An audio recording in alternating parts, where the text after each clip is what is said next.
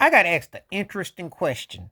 Pat Riley's Laker chip run, and I do remember, if I'm not mistaken, because what I want to say, he lost to the Celtics 84, lost to the Sixers in 83. So that's two losses.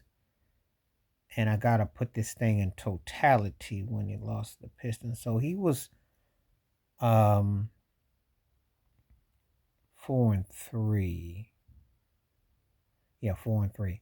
So I put his 4-3. I was asked about his run with the Lakers versus Steve Kerr's run with Golden State, who's 4-2. Which coach got the most out? This is not who's the better, who got the most out of their runs for their four chips. And see, so Pat Riley to me is easy the better coach because with Showtime and his, what he's able to do, um, he was able to push Kareem, push Magic, bring James Worthy into the fold, Byron Scott, and use the role plays, even bringing Bob McAdoo off the bench, Michael Thompson.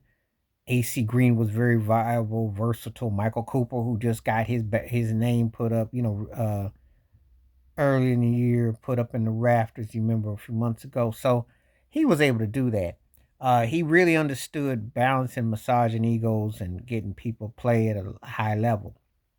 And he implemented his style. He came after Paul Westhead, as Steve Kerr came after Mark Jackson. The difference is that Westhead led the Lakers. They did win a chip under him, but Pat Riley was an assistant.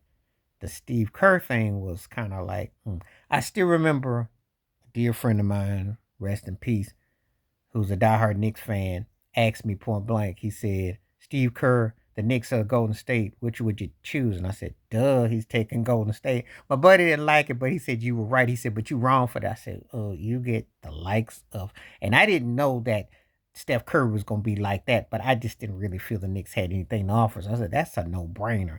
He's going to Golden State. He's not going to take the Knicks. And they turn out.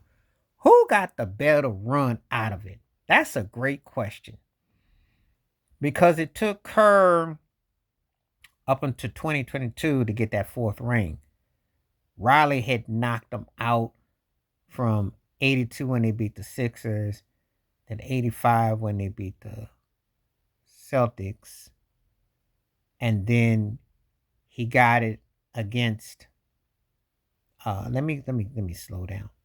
Yeah, against the Celtics again in 87, and they beat the Pistons in 88. So he got his rings within a four ring, seven out of 7 trips. He did that from 82 to 89. Whereas Kerr got his thing from 2015 to 22. So interesting. Okay. So yeah, the numbers add up. Who got the most out of what they had? Who do I think was more impressive with how they did it? Well, they got Kevin Durant in Golden State, and that run, and if he doesn't get hurt, I still think they probably beat Toronto. So they went all those trips to the finals, which was 5, because everything was overshadowed with LeBron James doing his mini, but Stephen Golden State went 5 straight. So that was hecka impressive. And I got to remember the Lakers, and because Pat Riley's hating on Golden State, don't want to call him a dynasty, whatever. The grease thing got on his head. He tripping. The Lakers went, I want to get it right. I can get my math right. 82, 83, 84, 85. Didn't go in 86 because the Rockets won. Then 87, 88, 89. So, who got the most out of it? 7 trips, 4-3, 4-2. Because Golden State, who would I say got it the most right? I'm going to give, as far as getting it right and keeping it going and everything like that, I got to give a slight edge only because the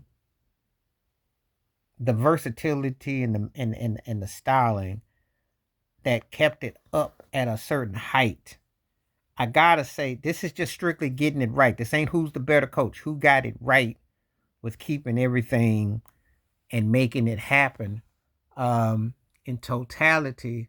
I gotta say Pat Riley, because they were able to bring the freshness. They were able to run the West. They were able to run things. Because Golden State fell off in 2020. And then in 2021, and they fell off bad. So when they snuck that one in 2022, that was kind of like, whoa. But they did the fall off. They were strong from 2015 to 2019, but then the fall off. Whereas aside from that fluky shot by Ralph Sampson in '86, the Rockets gotten away with the Lakers twice in the '80s. But then you basically, it was a Laker run to the finals. That's how dominant it was. I mean, remember, Magic went 9 times in a 12-year period, which is insane.